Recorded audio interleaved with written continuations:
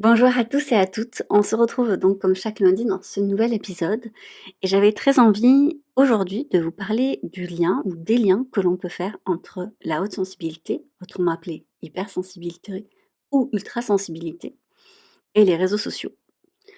Je crois qu'il faut être assez honnête et si vous écoutez ce podcast, c'est que certainement vous en faites aussi partie. Nous vivons à l'ère des réseaux sociaux. Très peu de monde aujourd'hui peut dire je ne fréquente aucun réseau social. Et ils font tellement partie de notre vie qu'on oublie que c'est aussi la réalité.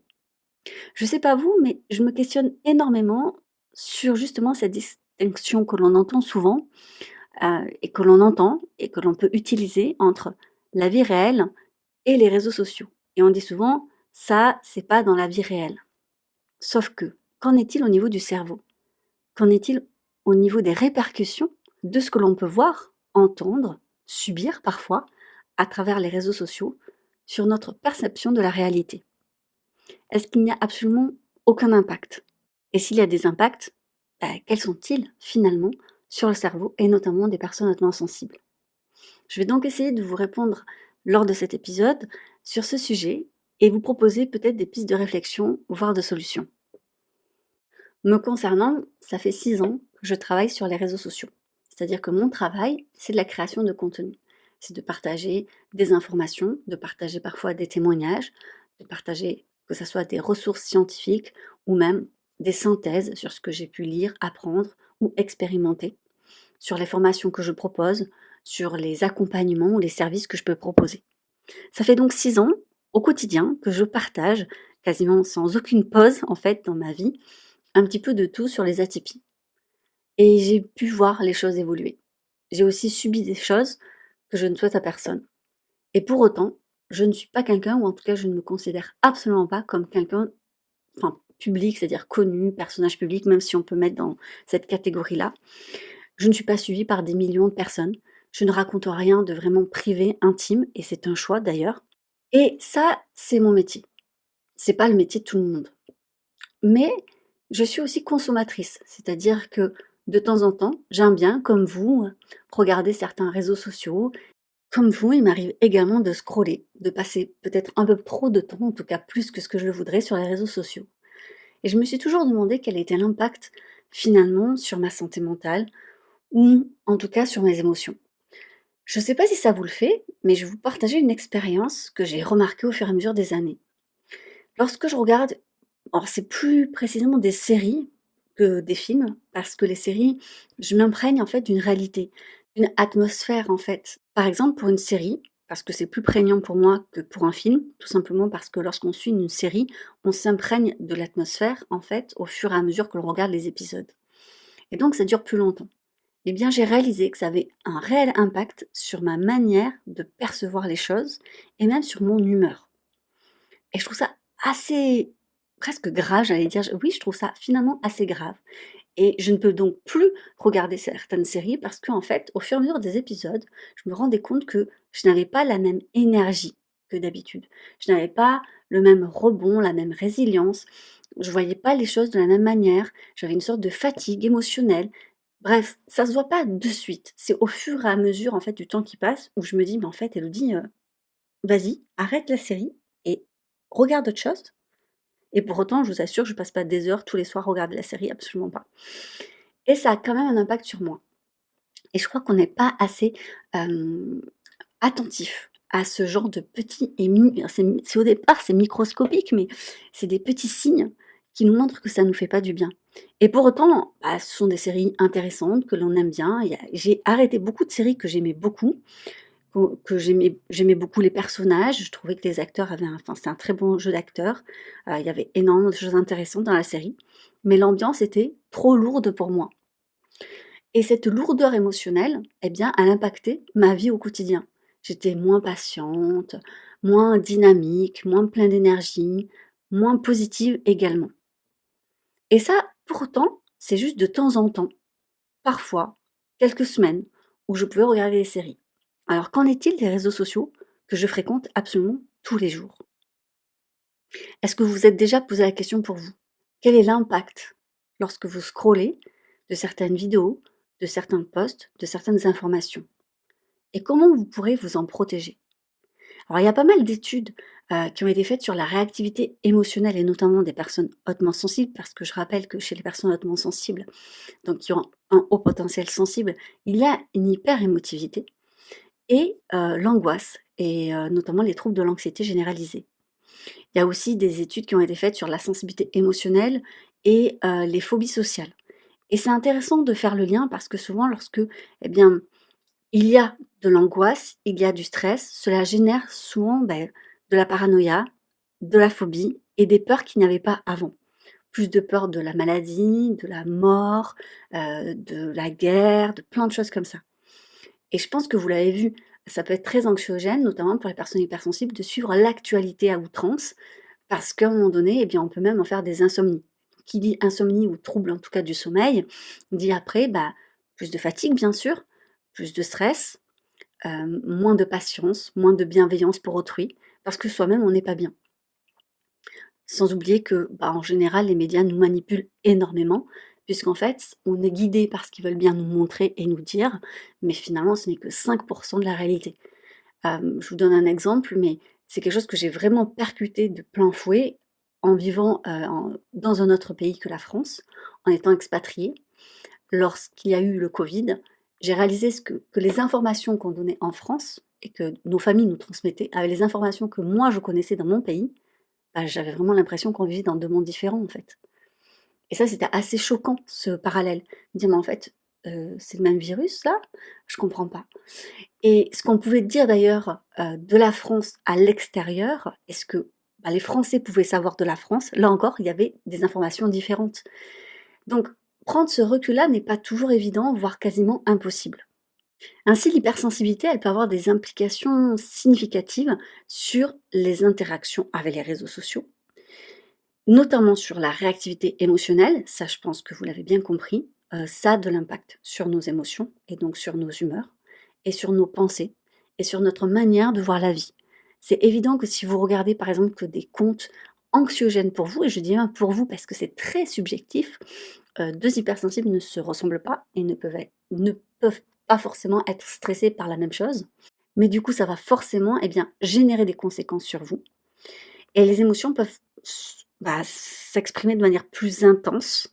Ça peut entraîner des réponses émotionnelles fortes aussi, lorsque vous lisez les commentaires, par exemple, certaines publications ou certains événements en ligne, même si après vous éteignez le téléphone, en réalité, même si vous n'y pensez plus, c'est rentré en vous et je crois que ça, il faut pas l'oublier. Donc en fait, lorsqu'on dit: «Oui, mais c'est pas la vie réelle», si, ça l'est devenu. Parce que même lorsqu'on a notre téléphone éteint, le fait de garder ses émotions, ses humeurs sur la durée, ça a des répercussions sur votre vraie vie. Il y a bien sûr donc un impact sur les commentaires et les critiques. Je trouve que c'est très intéressant pour moi en tout cas, de voir la manière dont les Français interagissent entre eux et lorsqu'on va sur des réseaux sociaux anglophones, voir la manière aussi d'interagir. Alors bien sûr, la malveillance, les critiques, qu'importe la langue, on va en trouver. Mais c'est quand même pas du tout, je trouve, la même intensité.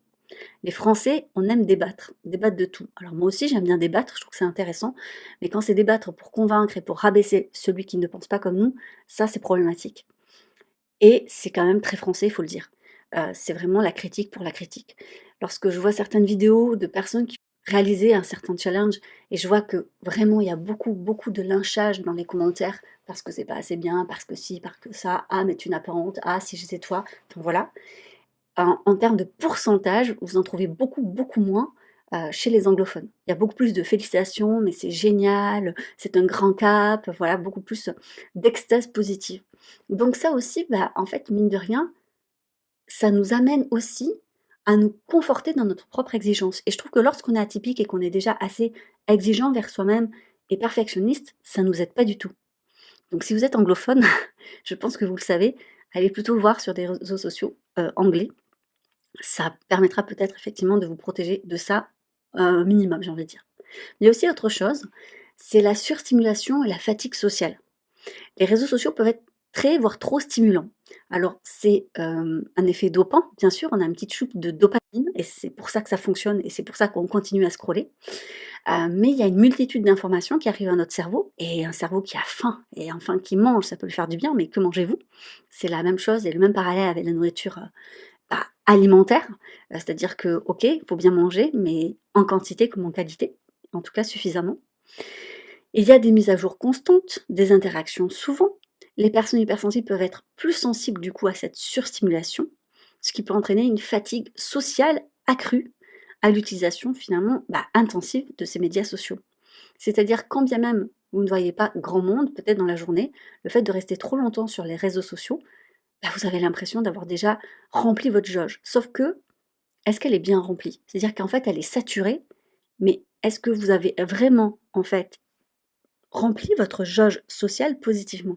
C'est quand même pas la même chose que d'aller boire un verre avec des amis ou faire un repas de famille, si vous aimez, effectivement votre famille et les repas de famille, hein, c'est pas pour tout le monde, mais c'est quand même pas la même chose. Et ça, c'est intéressant de voir qu'il y a pas mal d'études au niveau du cerveau qui montrent cette surstimulation, qu'elle est totalement épuisante. Donc il y a le lien, ce que je vous avais déjà dit, la relation entre l'anxiété sociale en ligne. On peut sentir le stress des autres et des fois, il y a un peu ce montage de bourrichon. J'explique. Il y a des comptes et je vraiment, c'est une incompréhension pour moi, donc je suis vraiment désolée si vous faites partie de ces personnes qui aiment ces comptes. Je porte pas de jugement, hein, juste comme c'est enfin, je n'arrive pas à le comprendre, j'ai peur d'être maladroite. Mais c'est vrai que j'ai beaucoup de mal à comprendre les gens qui apprécient suivre des comptes ou des podcasts. Quand je dis compte, hein, ça peut être effectivement tous réseaux sociaux confondus, hein.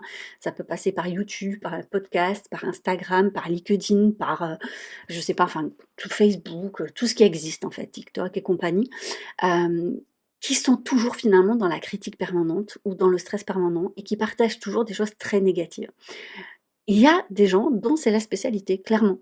Leur contenu, c'est juste pour casser du sucre sur le dos d'autres personnes et peut-être qu'ils le font, pas avec une disons peut-être que c'est pas mal intentionné, peut-être que c'est vrai, peut-être que ce qu'ils disent, c'est intéressant parce que ça remet en question quelque chose et qu'heureusement qu'ils sont là pour militer justement pour une nouvelle information. Bref, je suis pas en train de dire que ce sont des gens qui sont en train de mentir ou faire du bad buzz, absolument pas.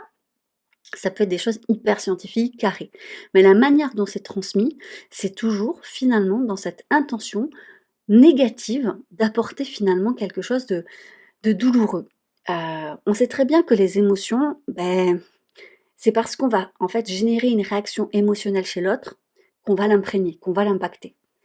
Et donc, malheureusement, on sait aussi qu'une réaction en fait qui va générer une émotion désagréable, ça sera beaucoup plus impactant qu'une émotion agréable et plus longtemps. Donc on ne peut pas s'empêcher, nous, finalement, d'y être sensibles et de la rechercher parfois. Et il y a des comptes, il y a des contenus, il y a des créateurs de contenu qui l'ont bien compris, qui vont du coup, générer du contenu, qui vont créer du contenu toujours avec un impact émotionnel désagréable. Et ça fonctionne, les gens sont accros. Et puis une petite parenthèse là-dessus, c'est assez drôle de voir, et c'est vraiment un biais cognitif social, que les gens qui critiquent paraissent plus intelligents que les gens qui sont positifs. Parce qu'en fait, dans notre inconscient, on se dit que si la personne critique, c'est que forcément, elle est assez intelligente, elle a assez de culture, elle s'est assez cultivée sur le sujet, elle a fait assez de recherches pour en arriver à critiquer.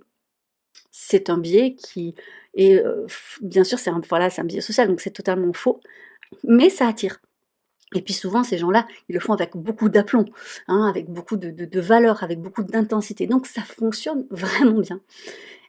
Mais ça nous fait du mal, en fait. Ça nous fait du mal parce que ça peut générer encore plus de stress. «Ah mais c'est vrai, j'ai lu ça, j'ai vu ça, j'ai entendu ça et honnêtement, mais dans quel monde on vit? Mais tu te rends compte?» Et là, on se monte le bourrichon, c'est ce que j'essaie de vous dire.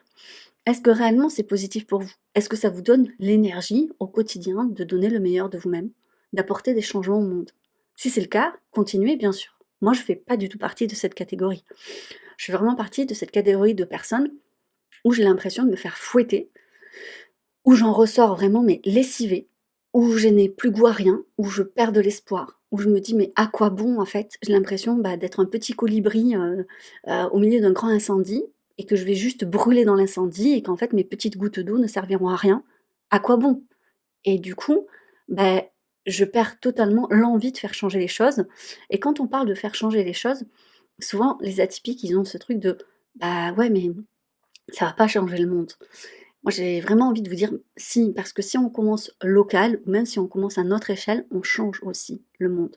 Un exemple tout simple, si vous êtes parent en fait, si vous êtes bien dans votre vie, si vous êtes bien dans votre tête, si vous prenez soin de votre santé mentale comme physique, vous serez forcément de meilleurs parents. Non pas parce que vous êtes de meilleures personnes, mais parce que vous êtes plus disponible, vous êtes plus accessible, vous êtes plus patient, plus bienveillant pour accompagner vos enfants, qui sont finalement la future génération de demain. Et on a besoin que les futures générations soient quand même elles aussi, stables, équilibrées, pour faire des changements majeurs dans notre société. Donc vous voyez, si en fait, à votre simple échelle, vous pouvez faire de grandes choses. Et je parle de parentalité, mais ça peut être pareil pour le quotidien. Lorsqu'on est bien dans sa vie, qu'on se sent bien, on va davantage épauler nos voisins, par exemple. Naturellement, on va peut-être être plus attentif à ce qui se passe dans la rue, tandis que lorsqu'on va mal et qu'on est replié sur soi, on a plus peur, on est fatigué, on se sent pas bien, on est en fait, juste on regarde sur soi, on s'énerve très vite et donc c'est plus difficile d'être là pour les autres. Donc oui, en fait, ça peut générer cette anxiété sociale et je vous mettrai des liens d'études que j'ai trouvés à ce sujet si ça vous intéresse. Il y a aussi quelque chose qui peut être très frustrant pour les personnes hautement sensibles sur les réseaux sociaux, c'est qu'elles ont un besoin d'interaction qui est profond, qui est authentique. Et on a beau savoir que les réseaux sociaux, ça peut pas être 100 authentique, que les gens montrent ce qu'ils veulent, comme ils veulent, quand ils le veulent et c'est normal. Moi-même, je le dis par exemple dans les moments difficiles, ça me vient pas du tout à l'idée de prendre mon téléphone et faire une story parce qu'en fait, mon travail, c'est pas du tout ça. Peut-être que pour les personnes qui font du lifestyle, oui, mais en tout cas, moi, me concernant, c'est pas du tout ça. Donc lorsque les gens me voient, c'est comme lorsque je suis au travail, forcément, je suis assise, posée, je suis en train de faire une story, en train de donner des informations.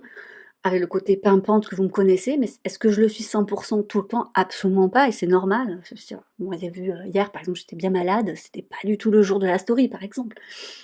Mais on a beau le savoir, ça s'imprègne pas comme ça en nous et on peut se comparer. Et qu'est-ce qu'on fait souvent? On se compare à la négative. On a tendance à se dire, que c'est nous le problème, qu'on n'est pas assez ceci, qu'on n'est pas assez cela. Et on a beau essayer de recontextualiser, lorsque les gens nous disent: «Mais non, mais tu sais très bien que c'est pas exactement la réalité». Même les créateurs de contenu le disent. Ça fonctionne pas comme ça dans notre cerveau. Et si en plus on est dans une période vulnérable, c'est pire. Donc finalement, tout cet accompagnement émotionnel, psychique, mais j'ai envie d'aller plus loin même. J'ai envie de dire: «OK, c'est émotionnel, c'est psychique, mais ça peut être aussi spirituel et même physique à un moment donné», parce que ça peut atteindre aussi notre santé physique. C'est important.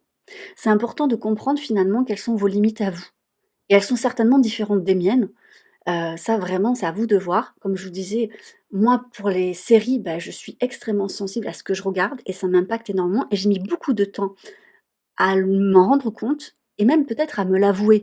Parce que je me suis dit: «Mais tu es quand même pas sensible à ce point tout de même, tu sais très bien que bon, c'est pas la réalité, ces gens tu les connais pas» et c'est vrai que j'étais pas attachée, j'ai jamais été, du style à être fan de quelqu'un ou de quelque chose.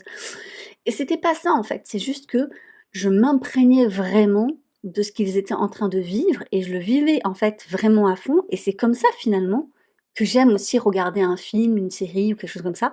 Je m'imprègne de l'histoire, c'est ma manière aussi de, voilà, tout simplement d'apprécier, sauf que les conséquences sont là.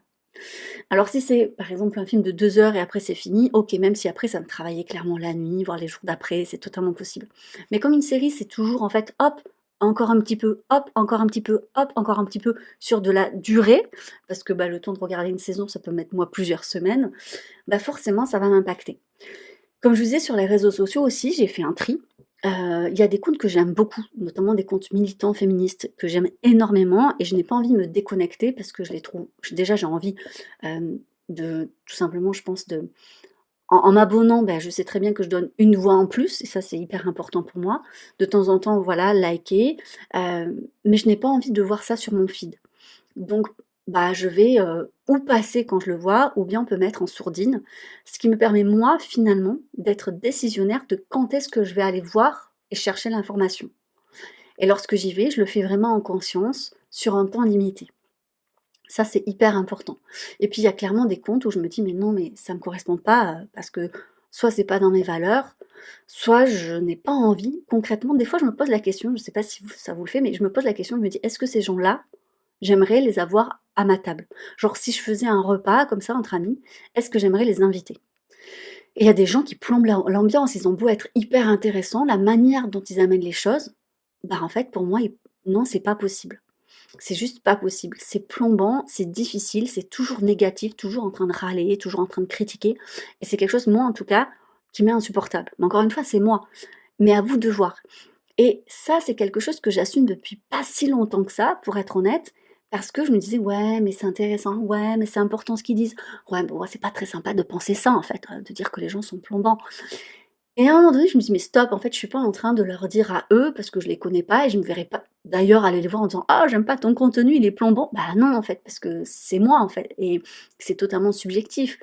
Donc c'est très bien ce qu'ils font et finalement, ce qui est chouette avec les réseaux sociaux, c'est que chacun, en fait, est libre de choisir de s'abonner, de se désabonner et de faire enfin, d'aller là où ça lui fait du bien. Donc c'est hyper important d'établir vos propres limites. Donc c'est une limite qualitative, du coup, mais il y a aussi les limites quantitatives. Combien de temps vous allez passer? Limitez le temps que vous allez passer sur les réseaux sociaux, pour éviter notamment ce dont j'ai parlé précédemment, comme la surstimulation et qui va générer de la fatigue sociale. On peut se fixer par exemple des plages d'horaires spécifiques, il y a même des applications qui peuvent vous bloquer de telle heure à telle heure, ou si vous avez dépassé votre timing, c'est totalement possible, vous pouvez trouver ça sur internet très facilement et gratuitement. Il y a choisir aussi judicieusement les interactions, c'est-à-dire, OK, il y a des comptes positifs, il y a des comptes plus négatifs, mais même pour les personnes, en fait, positives, moi je le vois par exemple lorsque j'interagis avec vous et j'adore ça, mais quand je reçois des centaines et des centaines de MP, en fait, parfois avec des histoires douloureuses, c'est pas possible pour moi d'y passer trop de temps non plus, parce qu'en fait ça m'affecte énormément.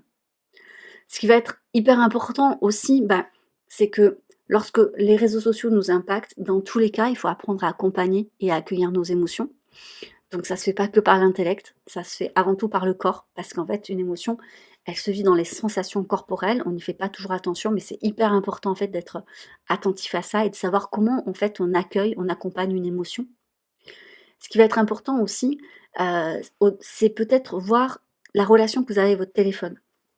Par exemple, je sais que, bah, mon mari, lui, il préfère mettre son téléphone en noir et blanc, parce qu'il y est moins addict et je comprends.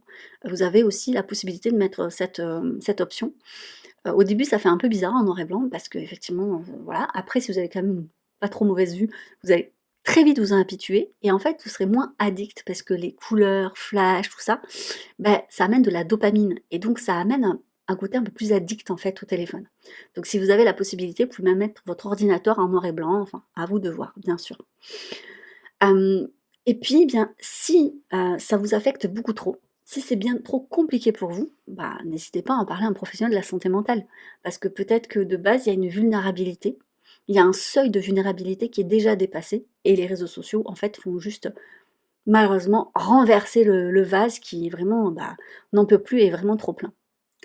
Je fais une dernière parenthèse également sur, et on n'en parle pas assez, sur le cyberharcèlement. Parce que, moi j'en ai été victime et c'est extrêmement compliqué. C'est-à-dire que souvent les gens, ils pensent que leur point de vue est hyper important et ils peuvent pas s'empêcher de le donner. Et si vous me suivez sur Instagram, je pense que vous avez vu, j'avais mis un post il y a très longtemps sur pour moi les bonnes pratiques et c'est personnel encore une fois, sur les réseaux sociaux. Lorsqu'on pose un commentaire, demandez-vous si vraiment vous auriez envie de lire ce genre de retour. S'il est constructif, pourquoi pas? Mais autant le faire en MP. Parce que si vous pensez que publiquement cela peut affecter, en fait, d'une quelconque manière, la personne, pourquoi le laisser? Des fois, je trouve ça assez fou, je me dis que les gens, ils peuvent pas s'empêcher parce que justement, ils sont pas du tout dans l'accompagnement de leurs émotions. Ils ont été face à un contenu qui ne leur plaît pas et au lieu de passer tout simplement leur chemin, ils peuvent pas s'empêcher d'être totalement odieux et sans parler d'être odieux, être un peu irrespectueux, voire ironique, moqueur, désagréable. Sauf que, si c'était un commentaire, ça allait, ça va, mais vous n'êtes pas seul sur les réseaux sociaux. Quand c'est multiplié fois 10, fois 20, fois 100, c'est une vague de haine en fait qu'on peut recevoir. Et un contenu ne vous plaît pas, vous avez le droit bien sûr de l'exprimer parce que bah, c'est la liberté d'expression, pardon, ça avait du mal à sortir. Mais il y a une manière de faire. Et peut-être que ça peut ne pas se faire encore une fois en commentaire public, mais plutôt en MP.